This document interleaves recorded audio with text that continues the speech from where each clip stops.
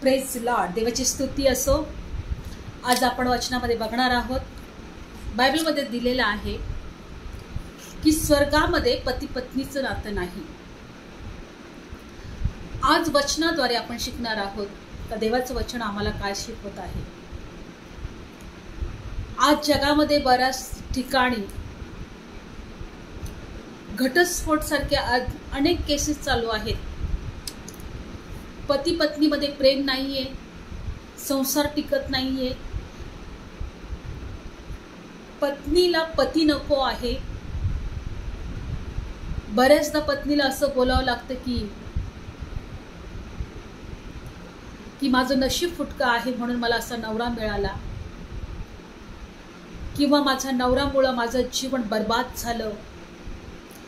बऱ्याचदा पतींना सुद्धा असं बोलावं लागतंय की मला जी पत्नी मिळाली आहे ती योग्य नाही, तिने माझं आयुष्य बर्बाद केलं, तिच्यामुळं माझ्या जीवनामध्ये सगळे प्रॉब्लेम्स झाले।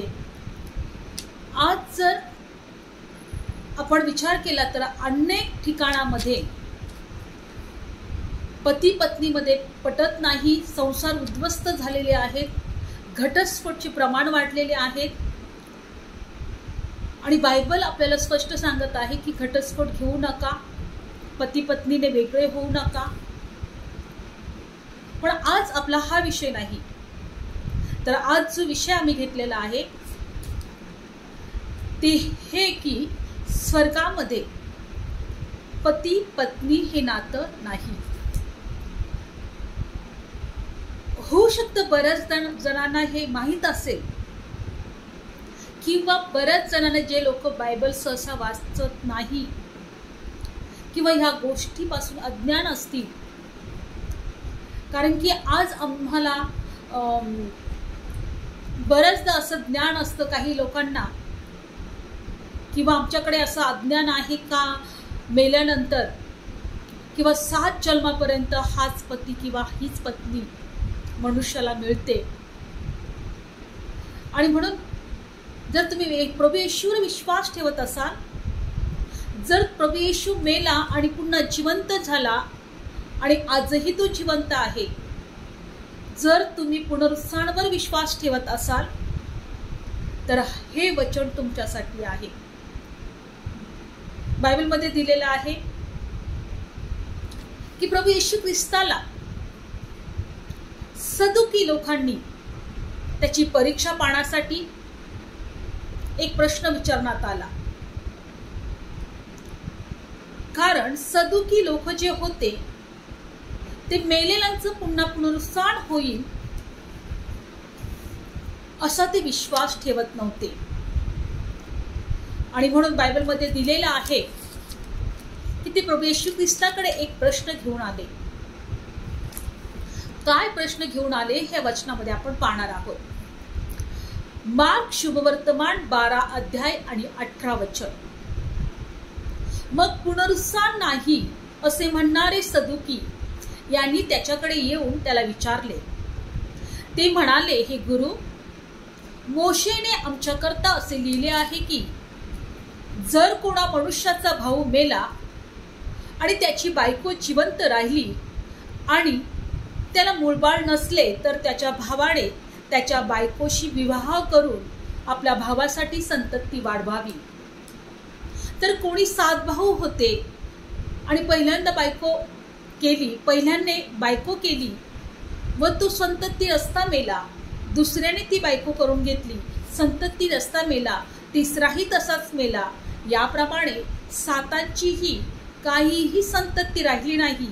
आणि मग सर्वांच्या मागून ती बायको मेली, तर पुनरुत्थानामध्ये जेव्हा ती पुन्हा उठेल तेव्हा ती त्यांच्यातून कोणाची बायको होईल, कारण ती त्या 7ंची बायको झाली होती। बघा, सदुकी लोक प्रभू येशू ख्रिस्ताकडे येतात आणि प्रश्न विचारतात। ते म्हणतात की प्रभू, मोशेच्या पुस्तकामध्ये असं लिहिलं आहे, कारण मोशेच्या पुस्तकामध्ये जुन्या करारामध्ये हे यासाठी लिहिलं होतं की एखादा मनुष्य मेला तर त्याच्या भावाने त्या पत्नीशी विवाह करायचं आणि जो मेलेला जो भाऊ आहे त्याचं नाव त्या मुलाला द्यायचं, यासाठी की त्याचं जे नाव आहे ते पिढीमधून नष्ट होऊ नये किंवा त्याचा वंश नष्ट होऊ नये. आणि हाच मुद्दा घेऊन हे सदुकी लोक जे आहेत येशू ख्रिस्ताकडे येतात. कारण ह्या सदुकी लोकांना मोशेचा नियमशास्त्र मान्य होता, सर्व रूढी परंपरा मान्य होती, पण त्यांना येशू ख्रिस्त हा नवा करार घेऊन आलेला आहे, हा देवाचा पुत्र आहे, याच्याद्वारे मेलेल्यांचं पुन्हा उठणं होणार आहे किंवा पुनरुत्थान होणार आहे आणि ह्या प्रभू येशू ख्रिस्तापासून सार्वकालिकाचं जीवन असणार आहे. या सगळ्या गोष्टीवर हे सदुकी लोक विश्वास ठेवत नव्हते. आणि बायबलमध्ये दिलेलं आहे की त्याचे प्रश्न घेऊन आले की प्रभू, किंवा तू स्वतःला प्रभू म्हणत आहे तर आमच्या प्रश्नांचं उत्तर दे, की मोशेच्या नियमशास्त्रामध्ये तर लिहिलेलं आहे की एखादी स्त्रीचा नवरा मेला तर तिच्या भावाबरोबर तिला लग्न करावे लागतं आणि जो लेकरू होईल त्या भावाचा वंश तिने वाढवावा किंवा त्याचं नाव द्यावं. तर मग त्याप्रमाणे जर तो पहिला भाऊ गेला, दुसरा गेला, तिसराही गेला, असं 7 जणांबरोबर तिने जर लग्न केलं तर पुनरुत्थानामध्ये तू तर म्हणत आहे पुनरुत्थान होणार आहे, मेलेल्यांचं पुन्हा उठणं होणार आहे. मग पुनरुत्थान झाल्यानंतर ती स्त्री जेव्हा पुन्हा मेलेल्यातून उठल्यानंतर ती कुणाची पत्नी होईल? आणि बायबलमध्ये दिले की प्रभू येशू ख्रिस्त काय म्हटला आज या वचनात पाहणार आहोत. हा अध्याय किंवा ही माहिती आम्हाला यासाठी ठेवायची आहे की आम्हाला पुनरुत्थानाचं सामर्थ्य आम्हाला कळणं गरजेचं आहे. पुनरुत्थान झाल्यानंतर आमचं काय होणार आहे,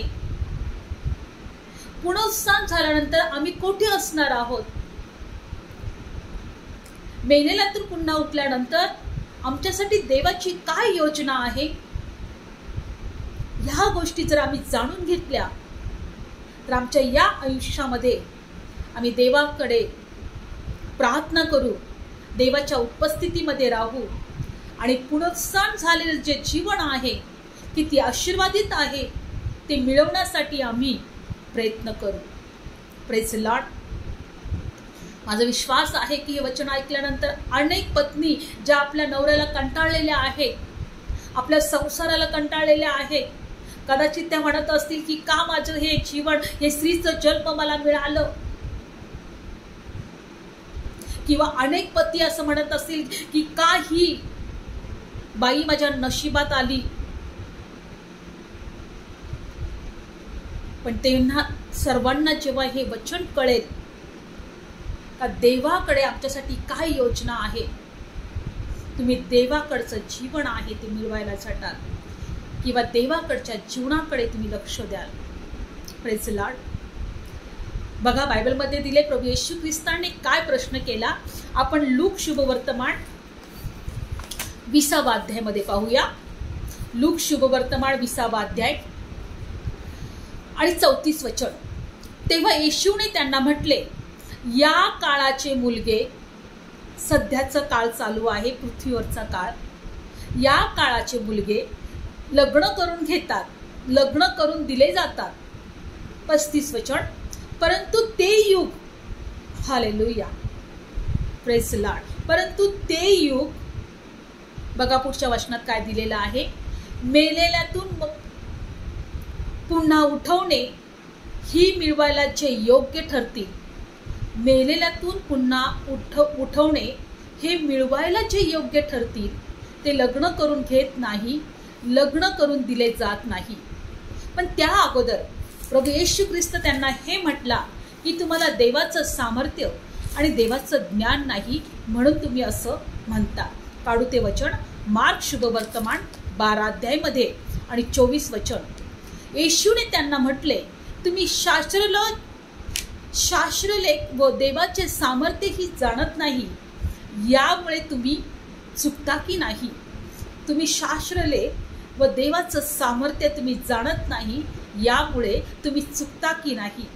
25 वचन, कारण ते मेलेल्यातून उठतील तेव्हा ते लग्न करून घेत नाही किंवा लग्न करून देत नाही, तर ते स्वर्गातील दूताप्रमाणे असते.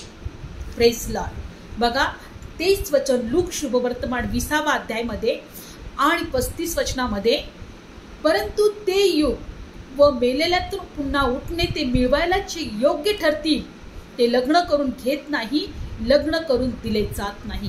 प्रभू येशू या ठिकाणी म्हणत आहे, तुम्ही देवाचं सामर्थ्य आणि देवाचं शास्त्रलेख हे तुम्ही जाणून घेत नाही, म्हणून तुम्हाला हे प्रश्न पडत आहे.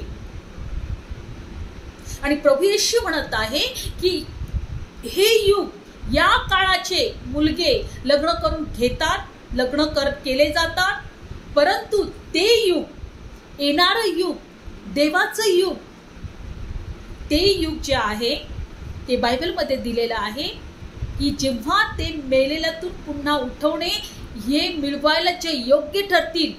काय तुम्ही मेलेल्यातून पुन्हा उठवण्यासाठी तुम्ही स्वतःला योग्य ठरवत आहात का? जे मेलेल्यातून पुन्हा उठणं हे मिळवायला योग्य ठरतील ते लग्न करून घेत नाही, लग्न करून दिले जात नाही, कारण ते मरणार नाही, कारण ते दूतांच्या बरोबरीचे आहेत आणि ते पुनरुत्थानाचे मुलगे आहेत, म्हणून देवाचे मुलगे आहेत. Praise Lord. ते पुनरुत्थानाचे मुलगे आहेत, ते देवदूतांच्या बरोबरचे ठरतील आणि म्हणून बायबल सांगतं ते देवाचे मुलगे आहेत. Praise Lord. आम्हाला ओळखणं गरजेचं आहे. ह्या वचनामध्ये आम्हाला एक गोष्ट शिकणं गरजेचं आहे की आम्हाला जे पुन्हा मेलेल्यातून उठणं आहे ते मिळवायला योग्य ठरायचं आहे. Praise Lord. लक्षात ठेवायचं आहे की आमच्यासाठी जे पुनरुत्थान आहे, मेलेल्यातून पुन्हा उठणं आहे, त्यानंतर आम्ही देवदूतांसारखे असणार आहे. आणि बायबलमध्ये दिले का आम्ही देवाचे लेकरं असे ठरले जाणार आहोत, ठरले गेलेलो आहोत. आणि त्या युगामध्ये असं आम्ही देवदूतांवर सारखे असणार आहोत. कारण 37 वचन, आणि मोशेने झुडपाविषयीच्या प्रकरणात प्रभूला अब्राहमाचा देव, इसाकाचा देव, याकोबाचा देव असे म्हटले. यावरून मेलेले उठवले जातात हे त्यांनी दाखवले. तर तो मेलेल्यांचा देव नाही तर जिवंतांचा आहे, कारण त्याला सर्व जिवंत आहे. त्याला सर्व जिवंत आहे. तो जिवंतांचा देव आहे. Praise Lord. देवाची स्तुती असो. तो अब्राहमाचा, इसाकाचा आणि याकोबाचा देव म्हणण्यात आलं. तो मेलेल्यांचा देव नाही. म्हणून येशू ख्रिस्त एका वचनामध्ये म्हणत आहे की जो कोणी माझ्यावर विश्वास ठेवील तो मेला तरी जिवंत राहील. Praise Lord. आज आम्हाला ते युग जे देवदूतांसारखे असतील, जे आम्ही देवदूतांसारखी त्या देवदूतांबरोबर राहू, ते युग आम्हाला मिळवायला झटायचं आहे. Praise Lord. म्हणून बायबलमध्ये दिलेलं आहे की प्रभू येशू काय म्हणतो की जो माझ्यावर विश्वास ठेवतो तो कधीही मरणार नाही. Praise Lord. बघा, आपण वचन काढूया. योहान शुभवर्तमान 6 अध्याय काढू आपण वचन. 6 अध्याय आणि 44 वचन. ज्याने मला पाठवले त्या बापाने ओढल्यापासून कोणाच्यानेही माझ्याकडे येवत नाही आणि मीच त्याला शेवटच्या दिवशी उठवेल. प्रभू म्हणतो मीच त्याला शेवटच्या दिवशी उठवेल. आणि पुढचं वचन, जी भाकर स्वर्गातून खाली येते, जिच्यातून कोणी खावे आणि मरू नये, ती हीच आहे. किंवा एका वचनात दिलेला आहे, जो कोणी माझ्यावर विश्वास ठेवतो तो मेला तरी जिवंत राहील. Praise Lord. आणि म्हणून आपण अजून एक वचन वाचणार आहोत. माझ्या बापाची इच्छा आहे की जो कोणी पुत्राला पाहून त्याच्यावर विश्वास ठेवतो त्याला सर्व कालचे जीवन मिळावे आणि शेवटल्या दिवशी मीच त्याला उठवे. सर्व कालचे जीवन मिळावे. या वचनामध्ये, या अध्यायामध्ये एक गोष्ट आपण शिकत आहोत की जेव्हा मेलेल्यांचे पुनरुत्थान होईल तेव्हा स्वर्गामध्ये जे देवाचं जे राज्य आहे ते मिळवायला झटतील. बायबलमध्ये दिलेलं आहे की त्या ठिकाणामध्ये त्यांचं पुनरुत्थान होईल, ते देवदूतांसारखे असणार आहे. कारण बायबलमध्ये दिलेलं आहे जे युग येणार आहे किंवा ज्या युगामध्ये आम्ही राहणार आहोत, ज्या ठिकाणामध्ये आम्ही देवदूतांसारखे असणार आहोत, तिथं मरण नाही. काढू एका वचनामध्ये बायबल सांगतं तिथं मरण नाही. प्रकटीकरण 21 अध्यायमध्ये, प्रकटीकरण 21 अध्यायमध्ये काढू आपण वचन. प्रकटीकरण 21 अध्यायमध्ये आणि 4थं वचन. आणि तो त्यांच्या डोळ्यातून प्रत्येक अश्रू पुसून टाकी आणि त्यापुढे आणखी मरण होणार नाही आणि शोक, रडणे, कष्ट त्यापुढे आणखी होणारच नाही, कारण पहिल्या गोष्टी होऊन गेल्या आहेत. ज्या आता या युगामध्ये जे शोक आहे, रडणं आहे, कष्ट आहे, ते त्या ठिकाणीमध्ये होणार नाही, त्या ठिकाणी असणार नाही. बायबल सांगतं, प्रभू म्हणतो त्यांच्या प्रत्येकाच्या डोळ्यातले अश्रू टाकले जाणार किंवा पुसून टाकील आणि त्यापुढे आणखी मरण होणार नाही. बघा, ह्या पृथ्वीवर पती पत्नी यासाठी आहेत की त्यांनी संतती जन्माला घालावी आणि ह्या पृथ्वीवर सतत उत्पत्ती असावी किंवा परमेश्वराच्या निर्मितीचा नाश होऊ नये, परमेश्वराची निर्मिती वाढावी. युगाच्या प्रारंभापासून ते युगाच्या अंतपर्यंत परमेश्वराची निर्मिती या पृथ्वीवर जन्माला असावी. आणि बायबल सांगत आहे की स्वर्गामध्ये मरण होणार नाही. म्हणजे ह्या पृथ्वीवर जेव्हा मनुष्य मरतो तेव्हा तो दुसरा जन्मालाही येतो. जर पती पत्नी नातं हे जर पृथ्वीवर नसतं तर मनुष्य जे परमेश्वराने जे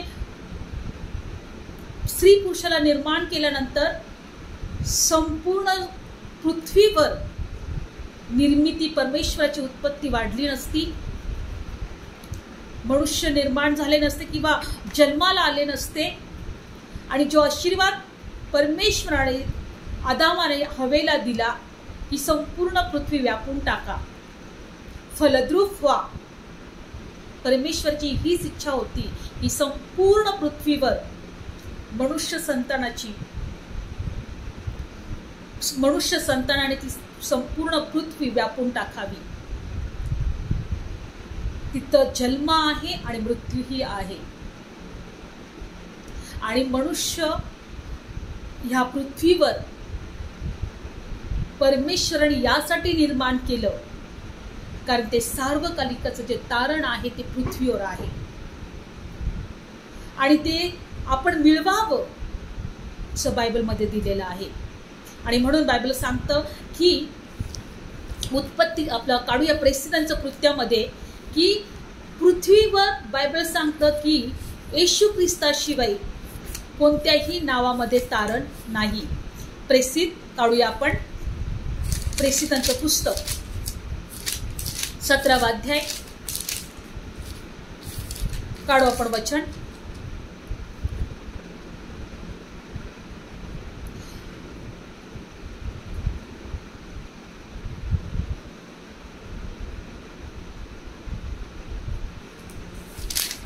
चौथा अध्याय काढूया.